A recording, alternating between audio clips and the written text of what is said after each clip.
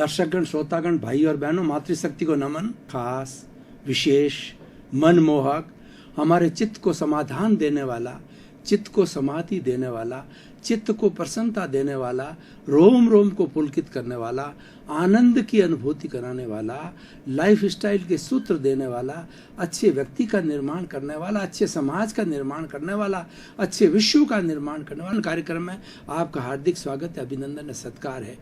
अवनति से उन्नति की ओर जाना, गिरकर ऊपर की ओर उठना, व्यक्तित्व विकास करना, अपना विकास करना, आगे बढ़ना। इसी क्रम के अंदर आज हम एक नया विषय लेकर के आपके सामने उपस्थित हो रहे हैं, जो कि हमारे समाज से जुड़ा हुआ है। आज का हमारा विषय है हम और हमारा समाज। भाई और बहनों, दर्शकगण, श्रोतागण, बहुत ही सुंदर विषय है। इस विषय पर घंटों घंटों चर्चा की जा सकती है। हमारा समाज, मनुष्य एक सामाजिक प्राणी है। वो समाज के बिना जिंदा नहीं रह सकता।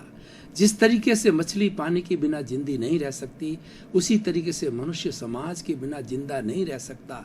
उसका कौन भरण पोषण करेगा और वो अपना भोजन वगैरह कैसे करेगा, किससे बात करेगा, किससे वार्तालाप करेगा और क्या प्रवृत्ति करेगा? क्या सारा दिन गूंगे की तरह बैठा रहेगा? और ऐसा भी नहीं होता है हर व्यक्ति की जो हिमालय की पहाड़ियों में जाकर, जंगलों में जाकर बड़ी बड़ी साधना करे। सामान्य व्यक्ति समाज में रहना पसंद करता है और समाज में उसका जीवन यापन होता है। समाज ही मनुष्य को पहचान देता है। मनुष्यों के समूह को समाज कहा जाता है। पशुओं का भी समूह होता है, समूह होता है जिसको समज कहा जाता है। केवल मात्रा का अंतर है, लेकिन पशुओं का समूह और मानव के समूह में बहुत अंतर है। पशु तो मात्र जो है एक फॉर्मेलिटी करते हैं, एक अपने कर्तव्य का निर्वाह करते हैं कि एक लाइन के अंदर चलते हैं। पक्षी होते हैं, कई बार आपने देखा होगा हमारे राजस्थान के अंदर अभ्यारण्य के अंदर जो है वो भरतपुर के अंदर है और चूरू के अंदर है और बहुत सी ऐसी जगह है, वहाँ पर अलग अलग मौसम के अंदर जो है विदेशी पक्षी आते हैं और जब वो उड़ कर के आते हैं तो एक लाइन में चलते हैं, एक सीधी कतार में चलते हैं। उससे ये लगता है, उससे महसूस होता है और वो भी ये फील करते हैं कि हमें समूह में रहना चाहिए। समूह में रहने पर व्यक्ति सुरक्षित रहता है। जितने बड़े हमारे ये पक्षियों के झुंड होते हैं, पशुओं के भी झुंड होते हैं, चाहे शेर क्या, हाथी क्या, ऊंट क्या, घोड़े क्या, हिरण क्या, ये सब समूह में रहते हैं। और देखिए पशुओं के अंदर तो ऐसी होती है, मैंने एक पूरी स्टोरी पढ़ी हिरण की, तो हिरण लोग जो है कितने दिमाग वाले होते हैं कि ये घेराबंदी करते हैं रात्रि के समय के अंदर, कोई शिकारी उनका शिकार न कर ले। तो सबसे बीच के अंदर उस घेरे के बीच में बच्चे होते हैं या कोई प्रेग्नेंट होती हिरनी होती है या बहुत ही बुजुर्ग जो है वो हिरण या रहते हैं, हिरण रहती है, हिरणी रहती है और उसके चारों तरफ जैसे मान लो कि उससे बड़ी उम्र के वाले दूसरा घेरा बनाते हैं और बाहर वाले घेरे पर बिल्कुल युवक हिरण रहते हैं जो कि भाग सकते हैं और जो निगरानी कर सकते हैं। और जब कभी भी शिकारी का अंदेशा होता है तो वो अपनी भाषा में इस तरीके से संकेत करते हैं कि सभी भाग जाते हैं। देखिए ये समाज है। तो मनुष्य तो एक विकसित प्राणी है।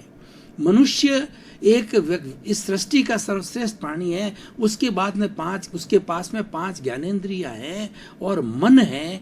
मन के बाद बुद्धि है, बुद्धि के बाद में प्रज्ञा है, प्रज्ञा के बाद चित्त है और चित्त के बाद में विकसित आत्मा है, जो कि आत्मा दूसरे प्राणियों के अंदर इतनी विकसित नहीं होती जितनी मनुष्य में होती है। तो मनुष्य का समाज तो बहुत कुछ कर सकता है और बहुत कुछ कर रहा है। आज जितनी विज्ञान की तरक्की हुई है ये मनुष्य के समाज ने की है।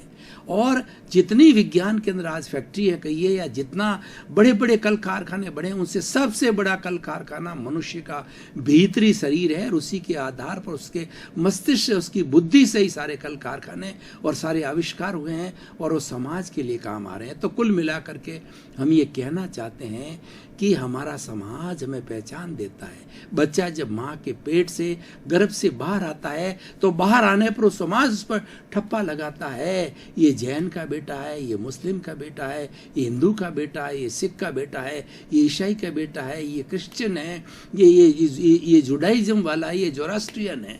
सभी तरह के अपने अपने धर्मों के, अपने अपने समाज के लोग पर सिक्का लगाते हैं और उसी के अनुरूप उसका नाम होता है, उसी के अनुरूप उसका लालन पालन होता है और उसी के अनुरूप उसकी समाज के अंदर ग्रोथ होती है और समाज के अंदर वो आगे से आगे बढ़ता जाता है। तो भाई और बहनों, दर्शकगण, श्रोतागण, अगर कोई ये व्यक्ति कहता है कि समाज मेरी जेब में है या मैं समाज के बिना रह सकता हूँ, तो बहुत बड़ी भूल कर सकता है। मनुष्य एक समाज की छोटी सी इकाई होती है। जैसे कि एक परमाणु होता है, वो वास्तविक तत्व होता है। एक परमाणुओं से, कई परमाणुओं से मिलकर के अणु बनता है, कई अणु से मिलकर के चट्टान बनती है, चट्टान बनती है, और सारी जो हमारे चराचर जगत की जो जड़ पदार्थ है वो सब परमाणुओं से बनते हैं। उसका छोटा से छोटी इकाई है वो परमाणु है। उसी तरीके से एक समाज की छोटी से छोटी इकाई ये मनुष्य है। अगर वो घमंड करता है कि मुझे समाज की आवश्यकता नहीं है और समाज के नियमों का तोड़ता है, तो बहुत बड़ी गलती करता है।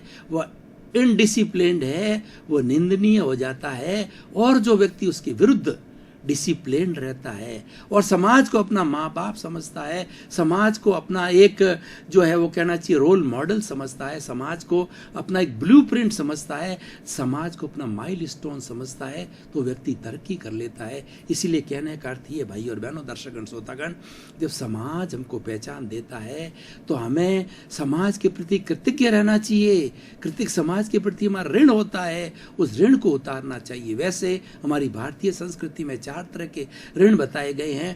पहला ऋण है देव ऋण। देव ऋण वह होता है कि हमारा जो भगवान है, जो हमारा आराध्य है, जो हमारी कठिनाई में हमारी रक्षा करता है, उसके प्रति हमारा ऋण है। और हमको ऋण चुकाने के लिए उसकी स्मृति करना, उसकी चैटिंग करना, उसके नाम की माला जपना। जैसे हर एक का अपने अपना आराध्य होता है, किसी का बालाजी होता है, किसी के शिव जी होता है, किसी के राम होता है, किसी के कृष्ण होता है, किसी के महावीर होते हैं। तो हर एक अपने अपना जो इष्ट देवता है उसके प्रति भक्ति भावना करके हम देव ऋण उतार सकते हैं।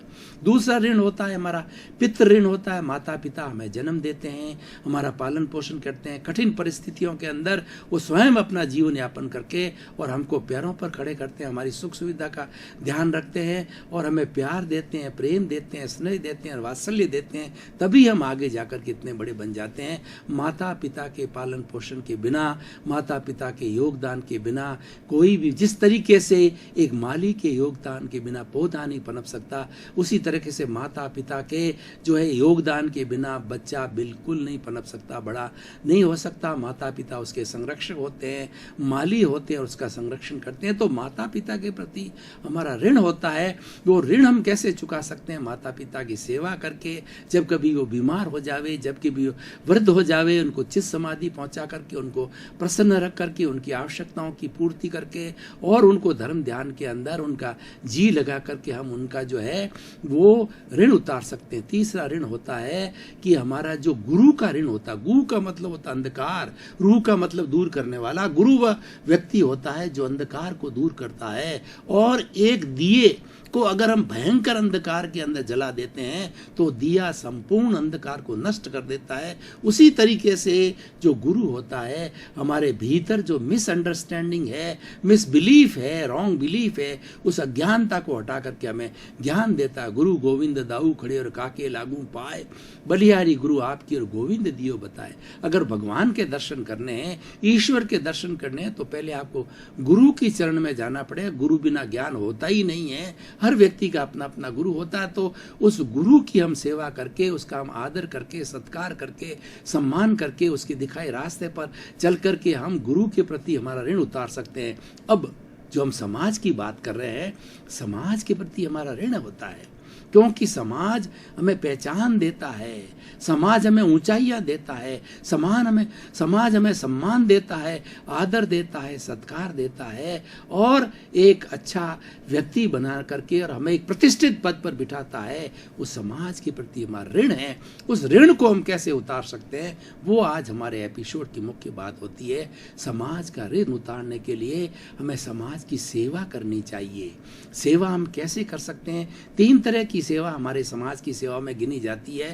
पहले तन की सेवा, दूसरी मन की सेवा और तीसरी धन की सेवा। देखिए, कोई व्यक्ति ऐसे होते हैं जिनके पास में शरीर होता है, जिनके पास में समय होता है, पैसा नहीं होता है, ज़्यादा बुद्धि नहीं होती है, तो वो लोग जो है अपनी पसंद की जगह जाकर के जो समाज की चीज़ होती है, जहाँ पर कई लोग जिसका फ़ायदा उठाते हैं, जैसे रेलवे स्टेशन है, अपने जो पोस्ट ऑफिसेज हैं, और हमारे मंदिर है, मस्जिद है, गुरुद्वारे हैं, धर्म के जो स्थान हैं, और हमारी प्याऊ है, और ऐसे ऐसे स्थान हैं जहाँ पर एक समुदाय पूरा लाभ उठाता है। वाचनालय है, और दूसरा जो है धर्मशालाएं हैं, भोजनशालाएं हैं, जहाँ पर एक समाज का समूह लाभ उठाता है। वहाँ पर अपनी अपनी हैसियत के मुताबिक, अपनी अपनी रुचि के मुताबिक समय दे के प्रतिदिन 2 घंटा 4 घंटा समय कैसा देना कि हमें पगार नहीं लेना, हमें उसका पैसा नहीं लेना। पैसा लेते हैं तो वो तो हमारी गरज हो जाती है, वो तो हमारा व्यवसाय, हमारा बिजनेस है,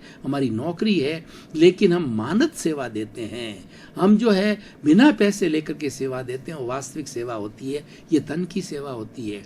कोई कुबेरपति है, उसके पास में बहुत धन है, तो वो चाहे तो उसका धन का अपना अच्छा सदुपयोग कर सकता है, और समाज का ऋण है वो बहुत अच्छी तरह से उतार सकता। हमारे समाज के अंदर बहुत से आवश्यकतामंद लोग होते हैं, लूले, लंगड़े, अपाहिज, मूक, बधिर, अंधे, और जो है हमारी जो है वो विधवा माताएं, परित्यक्ताएं, ऐसे बहुत से अभावग्रस्त लोग होते हैं जिनकी शिक्षा की पूर्ति नहीं हो रही है, चिकित्सा नहीं हो पा रही है, और हमारी जो जवान बहनें उनकी शादियां नहीं हो रही है।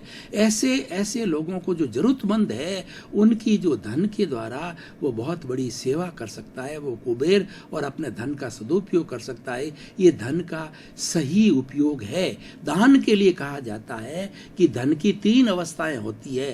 पहली अवस्था है कि वो धन अपने शरीर के लिए, परिवार के लिए, रिश्तेदारों के लिए उसका भोग करो, और दूसरी अवस्था होती है कि दोनों हाथों से जो है वो दान करो, पुण्य करो, निडी पुरुषों को धार्मिक चीज के अंदर, शिक्षा के अंदर, चिकित्सा में, जहां जहां आपको अच्छा लगता है उसका धन का सदुपयोग करो। अगर ये भी नहीं करता है व्यक्ति, तो धन की तीसरी स्थिति होती है विनाश होता है। उसके जन्म में विनाश ना हो तो अगली पीढ़ी में, तीसरी पीढ़ी में तो अवश्य ही धन का विनाश हो जाता है। ऐसा हमारे ग्रंथों के अंदर लिखा गया है। तो कुल मिलाकर ये बात है, जो समाज हमें पहचान देता है, जो समाज हमें भरण पोषण देता है, जो समाज हमें वातावरण देता है, जो समाज हमें इज्जत देता है, उसका ऋण उतारने के लिए वे तन की, मन की और धन की सेवा करनी चाहिए। इसको परोपकार कहा जाता है। स्वार्थ का मतलब स्वयं के लिए, अपने शरीर के लिए, अपने परिवार के लिए भरण पोषण करना स्वार्थ कहलाता है। और परार्थ वो होता है जो समाज के लिए करते हैं कि मेरा कोई भाई भूखा नहीं रहे, मेरा कोई भाई अज्ञानी नहीं रहे, मेरा कोई भाई जो है वो बीमारी की वजह से तड़पता नहीं रहे, उसके प्रति उपकार करना। मैं अब कुछ उदाहरण लेना चाहूँगा।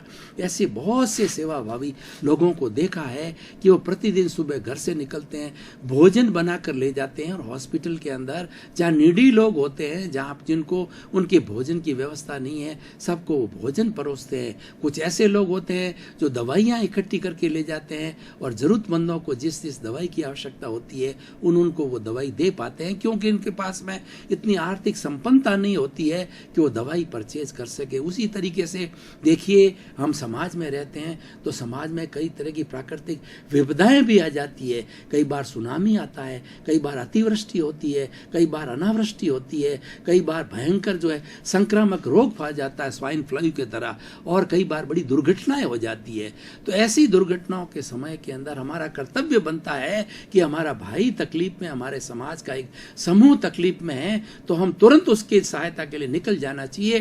क्यों, कभी ऐसा भी समय आ सकता, ऐसा समय नहीं, उस दुर्घटनाग्रस्त जगह के अंदर हमारा भी कोई पारिवारिक सदस्य हो सकता है, क्योंकि समाज में जीते हम, समाज से आदान प्रदान होता है, और समाज में ही मूवमेंट करते हैं, समाज में क्रियाकलाप करते हैं। इसीलिए उस समाज के प्रति जो हमारा दायित्व है कि समाज का हम परोपकार करें, करें। और देखिए, जहाँ तक परोपकार और सेवा की बात है, कोई भी व्यक्ति किसी भी स्थिति में किसी भी जगह पर उसकी भावना होनी चाहिए, वो सेवा कर सकता। मैं आपको उदाहरण दूं, मान लीजिए एक डॉक्टर है और गवर्नमेंट हॉस्पिटल के अंदर वो सेवा कर रहा है, यानी वो अपनी नौकरी कर रहा है, तो सरकार उसको तनख्वाह देती है, वेतन देती है। अब उसकी सेवा क्या है? देखिए कि सेवा के अंदर मान लिया कि 1 बजे का हॉस्पिटल देखने का टाइम है और 1 बजे कुछ व्यक्ति, एक समूह आ गया जो नीडी ऐसे व्यक्ति हैं जो कि बहुत बड़े बीमार है, तो उसका कर्तव्य बनता है, चाहे उसको 10 मिनट ज़्यादा लगे, उन लोगों को एंटरटेन करे और उन लोगों को जो है वो देखे, उनका डायग्नोसिस करे। और सेवा ऐसे भी होती है, कई तरह के डॉक्टर होते हैं जिनको कि अपने वेतन से मतलब होता है, वेतन लिया ऊट पटांग बाट तो मरीजों से करते हैं। और वही व्यक्ति अगर सेवा देना चाहता है तो जो मरीज होता है उस मरीज से अच्छी तरह से बात करता है, उसको अच्छी तरह से बिहेव करता है। आइए बहन जी, आइए माता जी, आइए भैया, तुम्हारे तो कोई तकलीफ नहीं है, तुम तो बिल्कुल ठीक हो और ठीक हो जाओगे, मात्र थोड़ी सी जो है ये दवाई ले लो, उसके बाद तुरंत ठीक हो जाओ। देखिए, डॉक्टर के पास के अंदर मरीज जाता है, डॉक्टर उसका अच्छा ट्रीटमेंट करता है, यानी उसके साथ अच्छा सलूक करता है, तो 50% दवाई तो उसके ट्रीटमेंट से, उसके सलूक से, उसके व्यवहार से ठीक हो जाती है और बाकी 50% दवाई होती है, वो दवाई की जगह दवाई का काम करता है। ये सेवा भावना हो गई। देखिए, कोई भी बुकिंग ऑफिस के अंदर बैठा, रेलवे की बुकिंग के अंदर, वहाँ बहुत बड़ी भीड़ लगी होती है, तो जो रिजर्वेशन करने वाले 2 तरह की व्यक्ति होती है, जो कि पब्लिक लाइफ में होते हैं, धीरे धीरे धीरे धीरे आराम से करते हैं, भीड़ लगती जाती है, लोग चिल्लाते जाते हैं, उसकी वो केयर नहीं करता। अगर वो संवेदनशील है, सेवा भावी है, क्योंकि उसको वेतन मिल रहा है, तो अपने कार्य की पद्धति को, अपने सिस्टम को थोड़ा फास्ट बनावे, उसके लिए प्रैक्टिस करे, तो फटाफट सब लोग निकल सकते हैं और उनको ज़्यादा देर वेट नहीं करना पड़े। और उस भीड़ के अंदर बहुत तरह के लोग होते हैं, वरिष्ठ नागरिक भी होते हैं, बहनें भी होती है, माताएं भी होती है, और किसी को आवश्यक कार्य भी होती है। भाई और बहनों, दर्शकगण, श्रोतागण, ये समाज की सेवा का जो वर्णन है वह अनलिमिटेड है। हर व्यक्ति हर स्थिति में, हर जगह, चाहे जितनी सेवा कर सकता है, मात्र उसकी भावना होनी चाहिए, उसका मानस बनना चाहिए, उसका इंटरेस्ट। जहाँ हमारे पास टैलेंट है, जहाँ हमारे पास जिस तरीके का गुण है, जिस तरह की हमारे पास एबिलिटी है, उस तरह के, और जहाँ हमारी रुचि है, उस स्थान पर जाकर के हम तन मन धन की सेवा दे सकते हैं। उसके अंदर कोई जबरदस्ती नहीं, कोई बाउंडिंग नहीं है। जिस जिस क्षेत्र के हैं, जिस जिस समाज के हैं आप, जो जो आपकी रुचि हो, कहीं जाकर के अपनी सेवा को प्रेषित कीजिए। वो सेवा आपकी बहुत ही उपयोगी होगी और उससे समाज में संतुलन बना रहेगा। क्यों कि हमारे संविधान के अंदर दायित्व तो दे रखा है कि जो सरकार होती है वो हमारी जो बेसिक जो है रिक्वायरमेंट्स है, रोटी कपड़ा मकान शिक्षा चिकित्सा सुविधा, ये सारी सुविधा जो सरकार को जो उचित दरों के ऊपर मुहैया करानी पड़ती है भारत के हर नागरिक को, और भारत के हर नागरिकों को, वहाँ सर्वोदय का कंसेप्ट है कि भारत के हर नागरिकों को आगे बढ़ने के लिए, तरक्की करने के लिए अवसर जो है सरकार को समान अवसर देना चाहिए। लेकिन सरकार कितना कर पाएगी, क्योंकि हमारे भारत की अवस्था को देखें तो भारत के अंदर 125 करोड़ की जनता है। इन सब को, सभी को रोजगार देना या सभी की सुविधाएं मुहैया कराना सरकार के लिए बहुत कठिन है। वैसे सरकार लोकतंत्र में क्या होती है कि सरकार हमारे द्वारा, हमारे लिए और हमारे से है, ये ठीक है, लेकिन मात्र सरकार पर नहीं छोड़ना चाहिए। कुछ कार्य हमें सामाजिक स्तर पर करने चाहिए, एनजीओ के माध्यम से करना चाहिए, ताकि सरकार का बोझ हल्का हो। और जहाँ तक रोजगार का प्रश्न है, ये रोजगार के लिए हमें कुछ कुटीर उद्योग खोलने चाहिए, हमें स्मॉल स्केल इंडस्ट्रीज खोलनी चाहिए। ये भी एक सेवा है। अगर हम किसी को जो है जॉब देते हैं, रोजगार देते हैं, तो ये भी एक तरह की सेवा है। एक फैक्ट्री है जिसके अंदर 100 लोग काम करते हैं, तो 100 लोगों के परिवार के 500 लोगों का भरण पोषण होता है। सिर्फ उन कर्मचारियों का नहीं, उस फैक्ट्री से जुड़े हुए कितने ट्रांसपोर्टर्स होते हैं, कितने रॉ मटेरियल वाले होते हैं, कितने डिस्ट्रीब्यूटर्स होते हैं, सबका पेट पलता है। तो इस तरीके से हमें ऐसे उद्योग धंधों को डेवलप करना चाहिए प्राइवेट स्तर पर, समाज के स्तर पर, कि जिसके माध्यम से हम समाज के भाइयों की बहुत बड़ी सेवा कर सकते हैं। तो कुल मिलाकर के मेरे कहने का इस एपिसोड के माध्यम से यही मैसेज है कि हमारे में त्याग की वृत्ति होनी चाहिए। हम केवल स्वार्थी नहीं बने, कुछ परार्थ भी बने। स्वार्थ की सीमा से बाहर झांक करके देखेंगे तो हमें समाज याद आएगा कि हमें समाज के लिए कुछ करना चाहिए। कुछ करने के लिए आपकी अपनी रुचि है, आपके अपने साधन हैं, आपकी अपनी। दर्शकगण, श्रोतागण, भाई और बहनों, आपका बहुत बहुत उपकार है। कार्यक्रम को बराबर देख रहे हैं और हम भी आपको सुझाव देते हैं, कार्यक्रम आप बराबर देखते रहिए। नए नए कॉन्सेप्ट मिलेंगे, नई नई विधाएं मिलेगी, नई नई बातें मिलेगी, आजकल के मॉडर्न टाइम्स की बातें मिलेगी। आपके जीवन का निर्धार, आपके लौकिक जगत का और पारलौकिक जगत का, दोनों का बहुत बड़ा उपकार होने वाला है। क्यों? कि हमारा उद्देश्य है सर्वे भवन्तु सुखिनः, सर्वे भवन्तु निरामयाः। जगत के सब जीवों को सुख मिले, शांति मिले, आनंद मिले, सुख मिले, मोक्ष मिले। इसी क्रम में आपका जीवन आनंदमय हो, मंगलमय हो, धन्य हो। खूब परोपकार करें, समाज की सेवा करें, आपके प्रति मंगल भावना।